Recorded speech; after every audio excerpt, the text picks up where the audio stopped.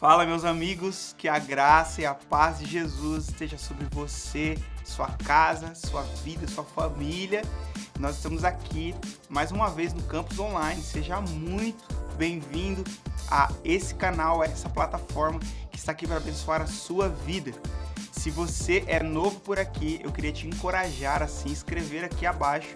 E se até o final desse sermão essa palavra fizer sentido para você, eu queria te pedir que você deixasse um comentário, reagisse aí a esse vídeo e mandasse para alguém para abençoar, para aumentar o nosso alcance, tá? Essa plataforma foi pensada exclusivamente para a internet e se você tem desejo de nos conhecer, nos procure aí nas redes sociais e você será muito bem-vindo. Vamos a mais uma mensagem.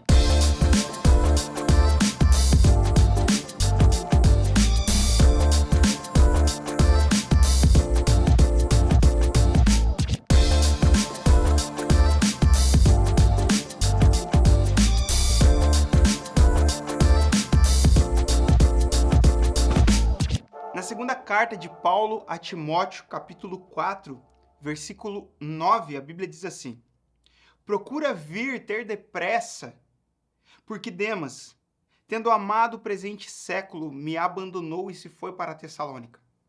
Crescente foi para a Galácia, Tito para a Dalmácia. Somente Lucas está comigo. Toma contigo João Marcos e traze-o, pois me é útil para o ministério. Quanto a Tíquico, mandei-o até Éfeso. Quando vieres, traze a capa que deixei em Troade, em casa de Carpo, bem como os livros, especialmente os pergaminhos. Sabe, queridos, o tema dessa mensagem, nessa oportunidade é o caminho para a maturidade. O caminho para a maturidade. A igreja desse tempo, ela tem estado em busca de uma vida um pouco melhor à vida que o mundo oferece. O que isso quer dizer?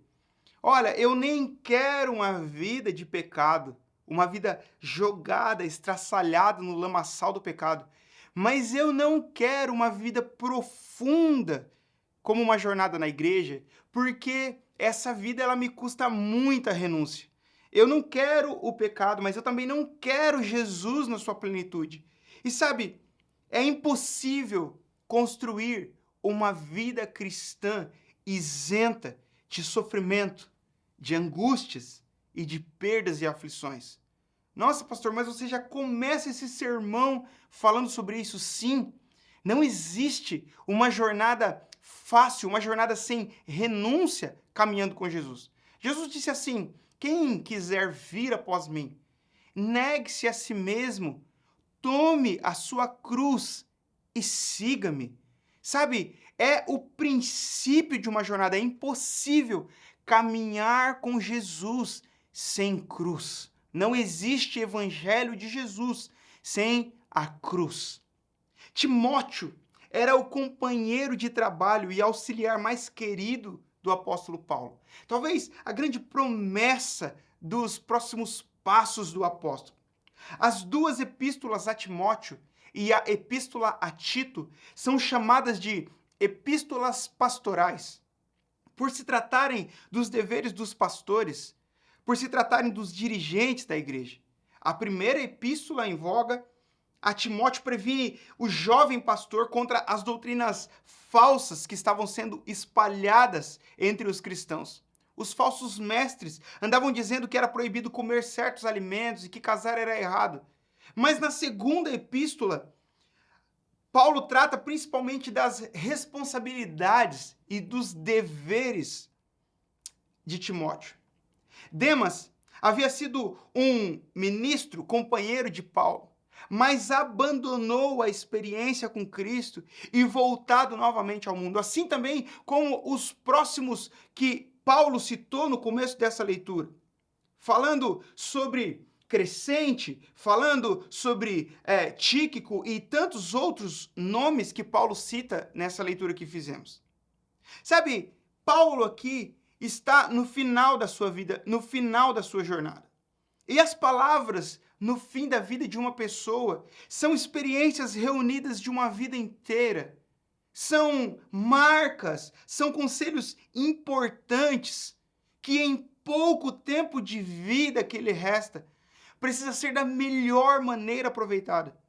Por isso que quando alguém é identificado com uma doença em um estado avançado, ainda que a condição dela seja muito crítica, muitas vezes, a maioria das vezes, o protocolo médico é chamar toda a família, olha, pode vir, vamos passar o dia inteiro. Por quê? Porque ele está nos últimos dias da sua vida. Paulo sabia que estava chegando o fim da sua jornada. Paulo, com carinho e dedicação, está se dedicando, escrevendo conselhos a Timóteo, a seu amigo, seu companheiro de trabalho, de jornada, para que ele seja forte na fé como um soldado de Jesus Cristo. Ainda mais que Timóteo seja zeloso no cumprimento dos seus deveres de dirigente da igreja e que cumpra com fidelidade o seu ministério. O apóstolo fala sobre a sua própria maneira de viver, a sua fé, o seu amor, a firmeza, que devem ser imitados pelo jovem companheiro de trabalho. Cheio de coragem e confiança, o apóstolo resume a sua vida e a sua esperança de servo de Deus, afirmando o seguinte: combati o bom combate, completei a carreira, guardei a fé. Já agora a coroa da justiça me está guardada, o qual o Senhor, reto juiz, me dará naquele dia. A certeza de um homem que mesmo no momento da sua vida fez tudo errado, perseguiu os cristãos, foi inimigo de Deus, mas agora alcançado pelo evangelho de Jesus, tem certeza que em todos os seus dias ele cumpriu a missão que lhe foi proposta. Sabe como é bom ter na nossa vida alguém mais experiente que nos ensine? Uma dificuldade da nossa geração, da minha geração, é ouvir a geração que veio antes, por acharmos muitas vezes, olha, você já teve a sua oportunidade, você já cumpriu o seu trecho, você já teve os seus anos, mas nós temos que aprender a ouvir a geração que veio antes de nós. Os conselhos de Paulo é para que Timóteo chegasse no fim da sua vida com a mesma convicção com que Paulo estava encerrando a sua jornada. Isso é muito importante, porque nós começamos extremamente empolgados, mas terminamos tristes. Nós começamos com fogo nos nossos olhos, com o coração em chamas, mas terminamos a nossa jornada com tristeza, com fadiga, com cansaço. E o desejo de Paulo é que Timóteo continue o seu ministério, é que Timóteo encerre a sua jornada com a mesma convicção com que Paulo estava indo para perder a sua cabeça. O texto nos mostra que Paulo queria ver Timóteo antes de morrer e tê-lo junto consigo na sua morte, para que Timóteo soubesse como um cristão deveria morrer por sua fé. Nessa ocasião, novamente, Paulo tinha poucos amigos. Sabe, queridos, a mim esse texto encanta porque ele traz verdades que podem ser aplicadas para quem está começando a sua jornada, empolgado, extremamente feliz, extremamente acelerado com os primeiros dias. Mas essa palavra, ela também é um conselho para quem já está na jornada, talvez para quem está encerrando a sua vida, a sua jornada nessa terra, como um encorajamento de como o nosso coração ele precisa permanecer intacto para encontrar o Senhor. E seguindo o conselho de Paulo a Timóteo, eu gostaria de ressaltar algumas verdades, e a primeira dela é que a maturidade de Paulo me ensina que eu não posso ser ofendido. A maturidade de Paulo me ensina que eu não posso ser rancoroso. Paulo aqui não é um menino, não é um garoto, Paulo aqui é um homem formado, um homem velho, já com dificuldade na sua visão, mas que está encerrando a sua jornada, falando assim, olha, me traga João Marcos, no versículo 11. Por que Paulo está pedindo para que João Marcos fosse trazido por Timóteo? Paulo e Barnabé levaram na sua primeira viagem missionária João Marcos, mas ele ficou com saudade de casa e abandonou o grupo. Sabe, Paulo e Barnabé se separaram, isso está em Atos capítulo 15, versículo 39. E eles brigaram, a Bíblia fala que foi tamanha a contenda entre eles. Mas sabe, se alguém na sua jornada nos decepcionar, nós não devemos fazer registros de mágoas. Nós não devemos fazer registros de marcas. O conselho de Paulo, a maturidade de Paulo me ensina que eu não posso ser rancoroso, que o meu pé precisa continuar na estrada e que eu preciso continuar caminhando. É certo que as pessoas vão nos decepcionar no caminho. E sabe, e é certo que nós decepcionaremos pessoas ao longo do nosso caminho. E muitas vezes nós queremos assumir que só nós fomos ofendidos, mas nós não queremos aceitar que nós também ferimos e ofendemos pessoas pelo nosso caminho. Sabe, aqui olhando para a maturidade de Paulo, primeiro eu preciso reconhecer que eu preciso das pessoas. Nós precisamos entender o quão nós precisamos de quem está do nosso lado, de quem um dia já esteve do nosso lado. Sabe, a boa parte da vida é ter com quem compartilhar. E por que isso é importante, pastor? Porque muitas pessoas se privam de conhecer novas pessoas ao longo da sua jornada, por se fecharem em relacionamentos que não deram certo, por se fecharem em amizades que não deram certo, por se fecharem em alianças que não deram certo. Sabe, é importante reconhecer que nós precisamos das pessoas. Segundo, talvez eu fui um Paulo impaciente, mas talvez você foi um João Marcos, que foi um menino, que foi ali imaturo ao longo da jornada. Todos nós, em algum momento, fomos ou Paulo ou Marcos para a jornada de alguém. E maturidade é eu não querer cobrar de você aquilo que eu cobro de mim. Maturidade é aceitar o seu processo.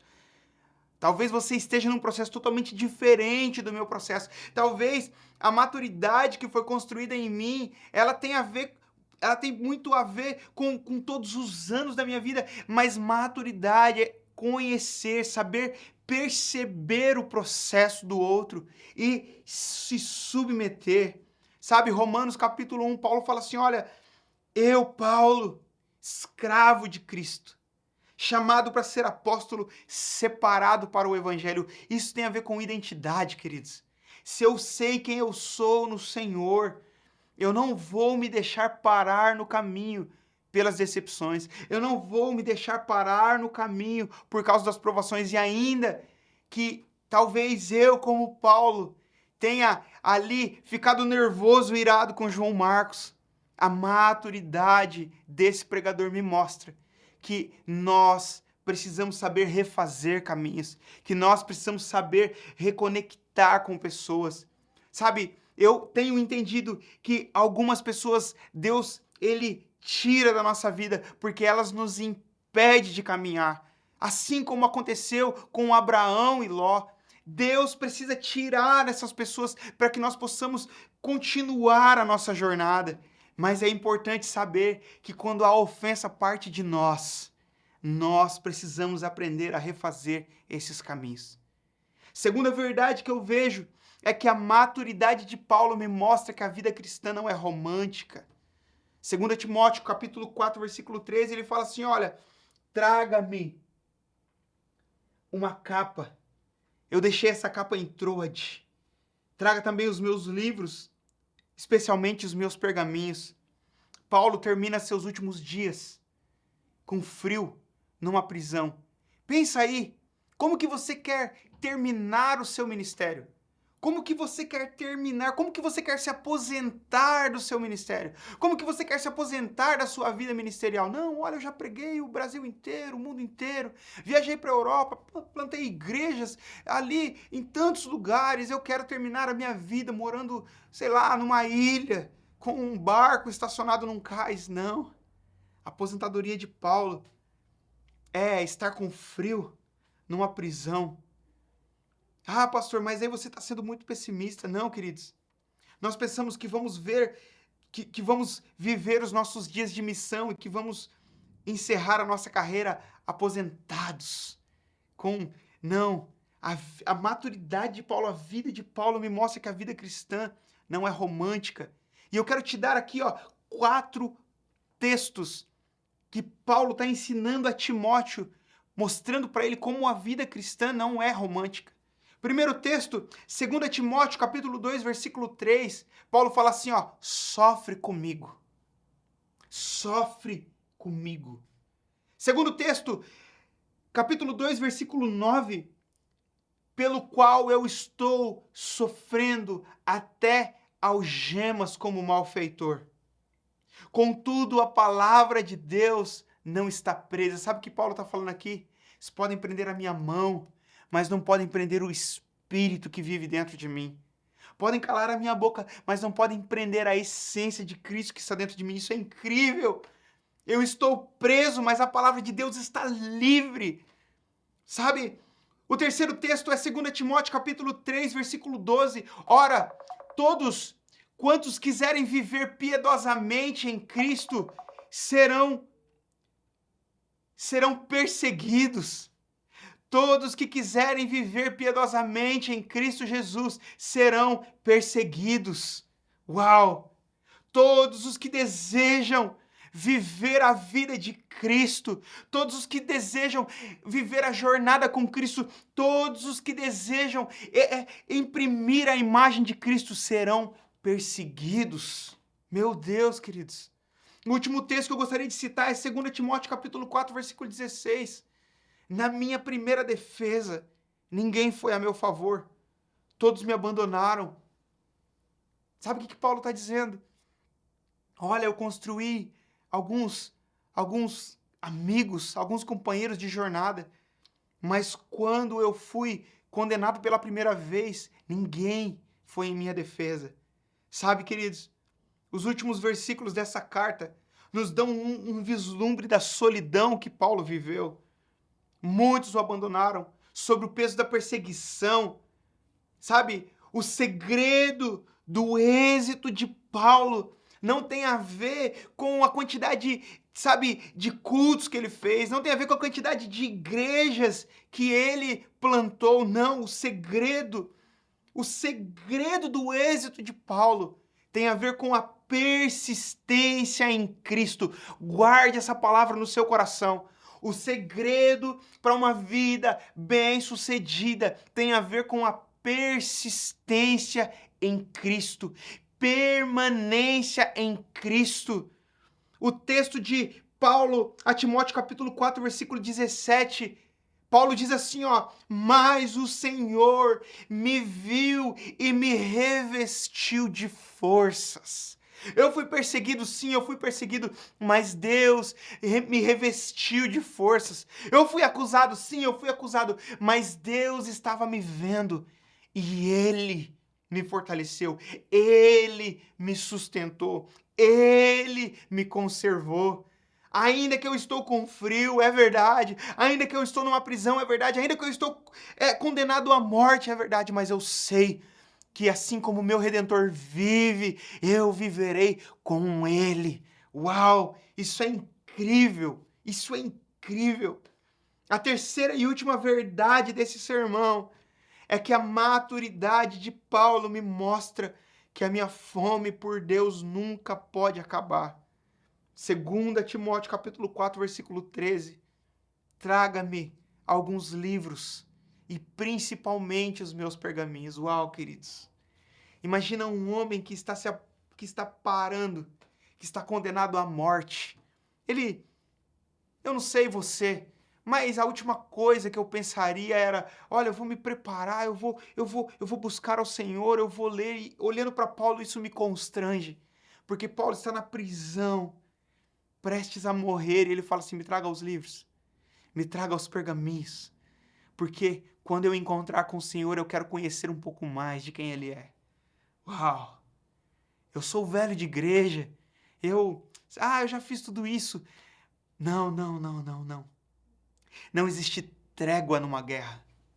Não existe campo neutro numa guerra. Sabe, eu já ouvi muitos dizendo, eu já produzi o que eu poderia produzir, agora é a nova geração que vai fazer. Sabe, meus últimos dias eu vou descansar e vou esperar a morte chegar. Não. O exemplo de Paulo nos mostra que a nossa capacidade de aprender precisa estar sempre viva, que o nosso espírito precisa estar sempre vivo para receber algo do Senhor. O diabo não vai descansar um só minuto para tentar destruir a nossa fé, nos esfriar, nos liberar para viver uma vida comum. Meu Deus, isso é a maior utopia que eu tenho ouvido nesse tempo. Não, eu só queria viver uma vida comum, acordar de manhã, trabalhar até 6 da tarde. Não, Deus não nos chamou para viver uma vida comum. Deus nos chamou para viver uma vida nele, uma vida de renúncia. Por esta causa, eu, Paulo, sou prisioneiro de Cristo Jesus por amor de vocês, gentios. Efésios capítulo 3, versículo 1. Sabe, é por causa de Jesus. Eu sou prisioneiro de Jesus. Eu tenho amor por vocês, mas eu sou prisioneiro de Jesus. Isso é incrível. Isso é incrível. Sabe, e para nós encerrarmos, Hebreus capítulo 10, versículo 23, a Bíblia diz assim, olha, apeguemo-nos com firmeza à esperança que professamos, pois aquele que prometeu é fiel. E o que é que Deus nos prometeu? Deus nos prometeu uma vida melhor nessa terra? Ou Deus nos prometeu que se nós fôssemos perseverantes, que se nós tomássemos a nossa cruz e seguíssemos, nós estaríamos com Ele. Que se nós perdêssemos a nossa vida aqui, nós acharíamos a vida com Cristo. O que é a esperança que professamos? Apeguemo-nos com firmeza à esperança que professamos. Ainda que os seus dias sejam difíceis, ainda que os seus dias sejam nebulosos, ainda que os seus dias sejam turbulentos, tenha consciência de uma coisa: se apegue à esperança de Cristo Jesus. Nós um dia estaremos com Ele, num lugar onde não haverá mais dor, num lugar onde não haverá mais pranto, num lugar onde não haverá mais angústia, num lugar onde não haverá mais separação.